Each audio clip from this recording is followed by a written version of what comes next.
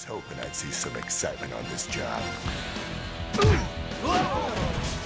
Lobo, a bounty hunter who never misses his mark.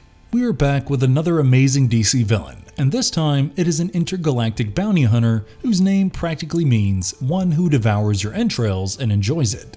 Did that send chills down your spine? Well, it should, because he is known to be a ruthless villain and often appears in DC Comics. The name of this mercenary is Lobo, and Roger Slifer, along with Keith Giffen, created the Lobo character, who first appeared in Omega #3, which was published in June 1983. He came to be known for his trademark swear words. Who remembers bastich? An 80s biker/rockstar look. Lobo is an extraterrestrial who was born on the utopian planet of Czarnia. Ironic, right? How did a utopian planet give birth to something as terrifying and bloodthirst as Lobo? Lobo has since destroyed the entirety of his own species and hunted down aliens of all kinds. Today's video has all the answers and much more as we explore the origins and life of this interstellar mercenary. Sit back and relax, because you are in for one hell of a ride with this one. Before we go into our explanation, we have a very small request. If you like our content, please support us by subscribing to our channel. This is a small click for you, but for us, it means a lot. Thank you. Let's begin.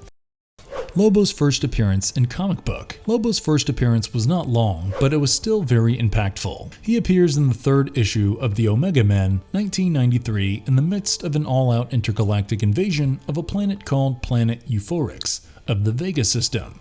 Keith Giffen and Mike DiCarlo create the cover, which depicts an unknown character later revealed to be Lobo himself, soaring through space, having taken hostage Omega Man Callista, a foreshadowing of what is to come in the issue.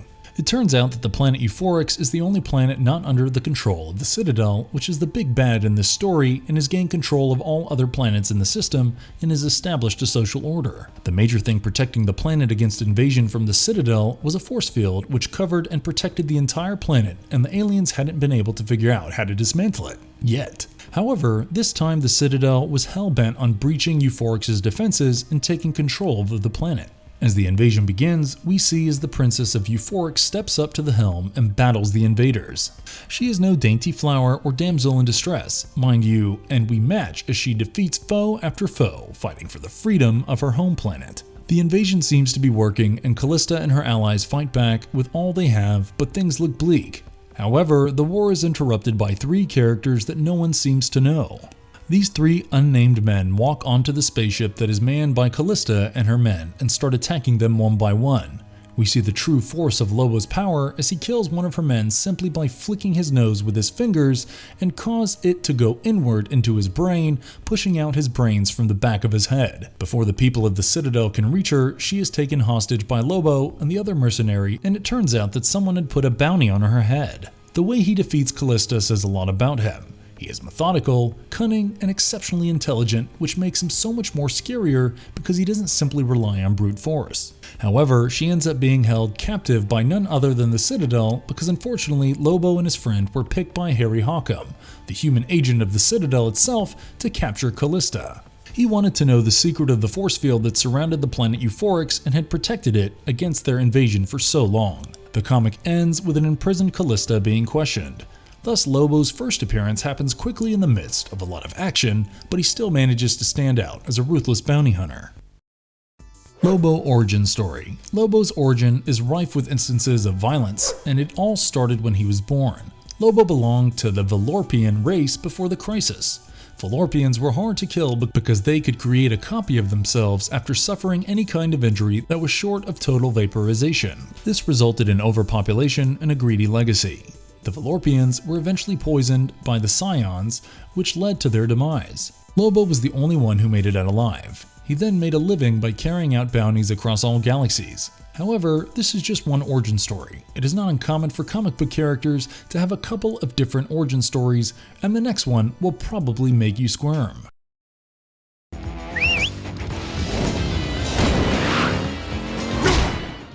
Lobo in the DCAU. In this version of his origin story, Lobo was from the planet Czarnia, a virtual paradise where the concept of war and violence did not exist, and the Czarnians were nearly immortal. Lobo's evil was so obvious that when he was born, the nurse who gave birth to him ended up going insane and became the planet's first psychiatric patient in 10 millennia after the newborn chomped off 4 of her fingers. Lobo was well aware that he was unique, but he desired even more carnage. As he was growing up, he constantly inflicted pain and suffering upon his people, killing, mutilating, and maiming whenever he got the opportunity to do so. However, even acts like these did not satiate his thirst for blood and violence, and finally, at the age of 17, Lobo created a swarm of deadly scorpion-like creatures and set them on his people, obliterating his entire species except himself. He was clearly influenced by the idea of genocide and took great pride in his actions. He gave himself an A grade for the project, claiming it was a science experiment. Ever since then, he's been collecting bounties across the galaxy. This origin story was told in the 1993 comic Lobo Issue 0, as we listened to a band of aliens fearfully hiding from the famed bounty hunter Lobo, who was like a hellhound and could sniff out his target from miles away. There was no hiding from Lobo. Post that, he has had multiple appearances and storylines. Interestingly, he has met and battled against Superman. Lobo was commissioned to deliver the universe's last Kryptonian so that the intergalactic preserver could keep him out of trouble not long after Superman made his appearance on Earth. Despite defeating Lobo on Earth, Superman followed the Mercenary into space where he was caught in a trap. Lobo was also caught by the preserver before he could collect because he was the last of his species. He and Superman surprisingly worked together to break free while also dealing with some old foes who had a grudge against them. Finally, Superman snatched the animals from the ship and transported them to his new Fortress of Solitude, while Lobo was able to collect his bounty from Emperor Spooge. Later, he and Sonny Jim got into a bet over who could have intimate relations with Darlene first. Sonny Jim tries to get away with it by using knockout gas on her and take her away, but Lobo was indeed hot on his tail. At the Interstellar Manager's Planet, he finally caught up with Sonny Jim and reduced him to a bloody pulp, literally. Later, while attempting to make out with Darlene at Big Amet's hotel, she flees and Lobo attracts a grotesque tentacled alien instead. In exchange for Cuban cigars, Sniff employed him to break his younger brother Slaz out of a high-security detention center called Oblivion Intergalactic Correctional Facility. However, his operation was complicated by the miscalculated presence of Major Snake, a well-known and retired rock star who prevented Slaz from leaving because it was his birthday. In the end, Lobo was able to return Slaz to his brother at the cost of Snake's life. When Superman appeared to have been killed in the Justice League, Lobo gate-crashed the Watchtower and proclaimed himself to be the brand new League member. The other Leaguers reacted angrily to this intervention and a brawl ensued. Lobo eventually gave in after being restrained by the other superheroes and said that he would join the League only if he was put in charge of everyone else. The Leaguers received reports of escalating violence in Metropolis due to Superman's absence, before things between Lobo and the others could heat up again. The Leaguers decided to bring Lobo along, partly because of the large number of thugs on the loose, and partly because they wanted to keep an eye on him rather than leave him alone in the Watchtower. During the battle that followed, Lobo reveled in wreaking havoc and vanquished Calibac by stacking cars on him. The other Leaguers chastised him and forced him to back down. Despite his eagerness, Lobo was fired when Superman arrived. He also tried to run for president once, although it is unsure where, and he has also once blown up an entire planet simply because he had learnt that his target had been eaten up by an alien creature. Lobo, Beyond the Comics. Beyond the comics, Lobo has surprisingly also been featured in various animated and live-action series. As far as his animated TV appearances go, here's the full list. Lobo was first seen on television in the animated series Superman, the animated series, where he was voiced by Brad Garrett. Lobo, like in the comics, has superhuman strength and endurance, as well as his usual arsenal of weapons. Lobo, an adult-oriented web series, was then launched in 2000. Greg Eagles was the character's original voice actor. Lobo made his way back to Earth in the Justice League episode Hereafter, with Brad Garrett reprising his role as Lobo. Lobo wants to join the Justice League because he believes Superman has died and that he is the only one who can replace him. Lobo also makes a brief cameo in the episode Legacy of Legion of Superheroes. Lobo is voiced by David Sobolov in the Young Justice episode Happy New Year. He appears to attack the UN where he has a contract to assassinate Secretary General Sang, only to be challenged by the team's Beta Squad. After Lobo rips Sang's disguise in half, it is revealed that he is a Kroloshan. Lobo then departs with a Kroloshan in order to deliver it to the individuals who had hired him to capture it. In Season 3, episode Home Fires, Lobo reappears. He was hired to assassinate Forager. Lobo is also voiced by John DiMaggio in the animated series Justice League Action. He makes his first appearance in Follow that space cab, where he is employed by Boss Cack to deliver Mr. Mind to him. Lobo ends up in a fight with Superman as a result of this. Lobo steals some Red Lantern rings in the episode. Rage of the Red Lanterns, pitting Atrocitus and the Red Lantern Corps against the Justice League. Lobo is defeated by the Justice League and the Red Lantern Corps working together. Lobo also appears as a client in Roxy Rocket's advertisement in the episode The Fatal Fair. As far as live-action TV appearances go, in the Supergirl episode Truth, Justice in the American Way, Alex Danvers asks Martian Manhunter if he thinks a certain intergalactic hitman is on Earth, and thus Lobo is indirectly mentioned as a teaser. They speculated that the kidnapper was a bounty hunter who came to Earth after their primary target was abducted by an enigmatic figure during the exchange. Lobo is also played by Emmett J. Scanlon in the second season of Krypton. Lobo has also appeared in his fair share of animated films. An Earth 3 version of Lobo appears as Warwolf in the direct-to-DVD film Justice League Crisis on Two Earths. Lobo is also voiced by Fred in LEGO DC Comics superheroes Aquaman Rage of Atlantis. Fred Squire reprises his role as Shazam in LEGO DC Shazam, Magic and Monsters. Lobo is voiced by Ryan Hurst in Superman Man of Tomorrow. He comes to Earth armed with a kryptonite ring in search of the last Kryptonian, only to be surprised by Clark Kent at every turn. Unfortunately, despite a Lobo live-action film being in the works for a while now, it hasn't materialized yet, but in case you want to see Lobo in action, we have a recommendation for you.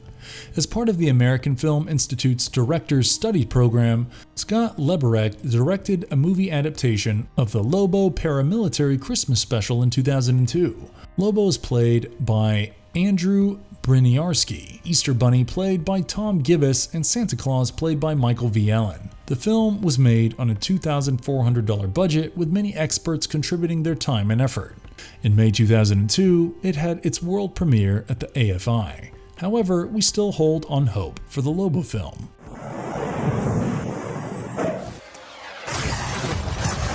Why is Lobo so powerful? Apart from being a badass mercenary with awesome skills, he is also quite frankly indestructible. Czarnians are said to be able to be truly killed only by other Czarnians, but this doesn't matter to Lobo because he can't die in any way. Lobo has also been forbidden from stepping foot in either heaven or hell. Lobo is capable of surviving in space without assistance. As a result of being barred from the afterlife and having the ability to exit his body if it was too damaged until his healing factor kicked in and restored it to working condition, or he can choose to resurrect his body. He loses his power to directly impact living beings when outside of his body, but he could affect other ghosts physically in the same way. He would battle a being with a physical body.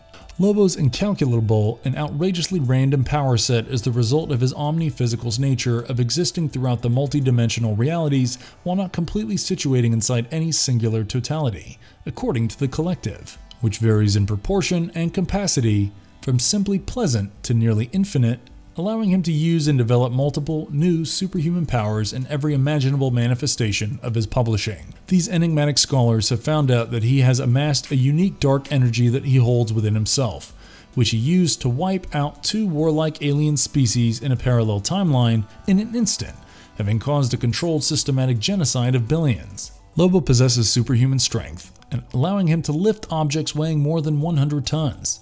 He also has superhuman toughness and a healing factor that enables him to recover quickly from even the most severe injuries. Lobo is incredibly quick for his size. Lobo can withstand the rigors of space, go without meals of air, but he does require alcohol on a regular basis, not for the sake of survival, but just because Lobo has an incredible sense of smell, which allows him to detect anyone he's met across several solar systems. He can also smoke cigars and vacuum because he requires them apparently and is cool like that. Vril Dox of Legion was able to nullify his ability to create duplicates of himself from a single drop of blood. His preferred weapon is a chain and hook.